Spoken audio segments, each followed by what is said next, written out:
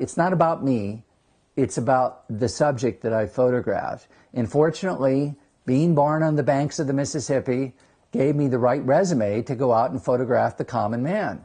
So I believe that's what people want to see, and I don't photograph what I think people want to see as much as the America that I find on an ordinary day. And it may be a guy in Maine that's just putting the flag out on his porch. But it's what I call accidental portraits. The genre might be called by some in the 50s and 60s called street photography, because I'm just looking for things that happen now. It might be somebody petting his dog. It might be somebody holding a cup of coffee in his mouth while he's driving on a cell phone. But things that I find of interest, that when you put all the pictures together, they comprise a mosaical portrait of America. Joe is the most accomplished photographer of American iconography in the history of photography in America. And his catalog is distributed worldwide. His images show up everywhere. You know, Joe will be on an airplane and open a magazine and see one of his shots, didn't even know it was going to appear there. But his images are published over 10,000 times a year. Websites, newspapers, periodicals, TV and film, you name it. Some of the places more high profile, you may have seen some of his images in Al Gore's film An Inconvenient Truth, on the official credit card of the U.S. Olympic team. When I interviewed Joe at the museum about a year ago, and I asked him how he describes himself, playing off this notion of, you know, what do you call him? He used the term photo historian. And I finally had a term after all these years of knowing Joe that made sense. When he never really left the classroom, as I suggested, he just changed to his students, or I'm going to hold this book up, and it takes 2 arms because it's a weighty tome. Here it is, Visions of America, Photographing Democracy. Essentially, Joe's mission has continued to evolve, and it went from sort of photographing the veneer, the iconic superficial images of America, to thinking about the idea, photographing democracy. And that's what he's attempted to do in this significant project. It's the latest iteration of Joe's classroom work, his telling of the story of America. And so in addition to those projects, he's going to begin a national speaking tour and kicks that off today with you. So without further ado, allow me to introduce writer, producer, storyteller, photographer, jack of all trades, Joe Sohm. Joseph? The book begins in chapter 1. Again, the 13 chapters are the organizing principle for the entire book. The first chapter is really about the icons and the symbols of freedom and democracy.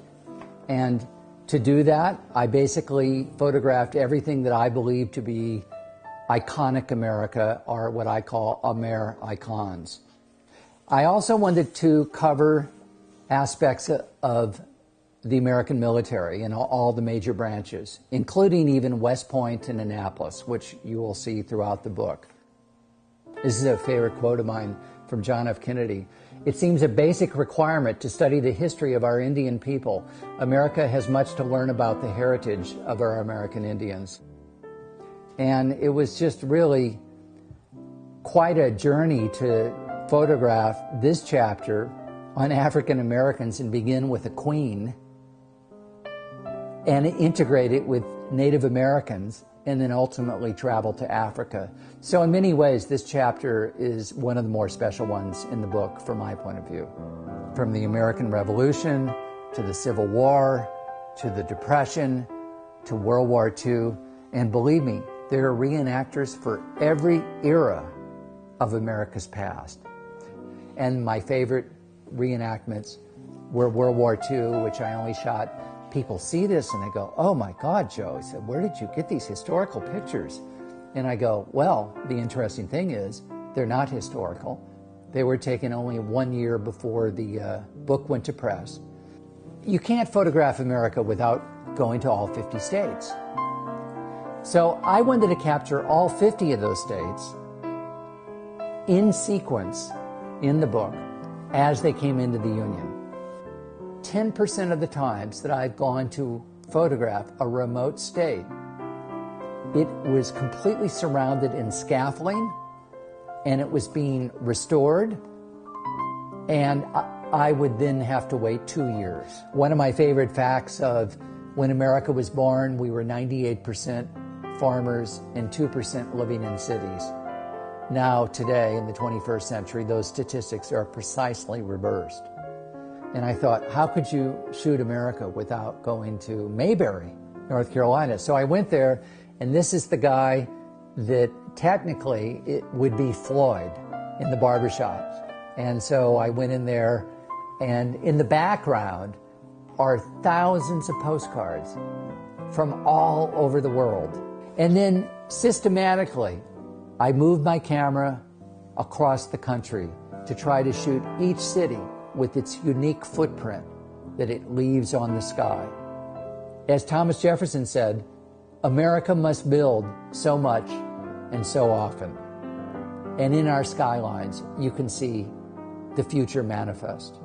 Why a chapter on global warming is relevant to a book on photographing democracy is because global warming affects all of us, it's caused by all of us, and it requires all of us to address it.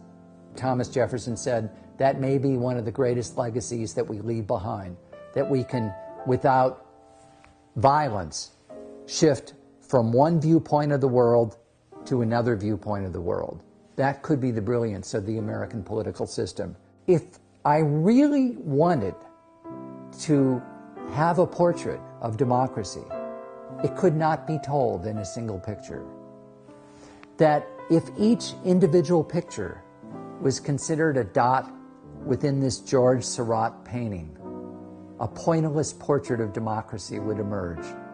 And that's when I realized my vision of America could never be said in a singular image.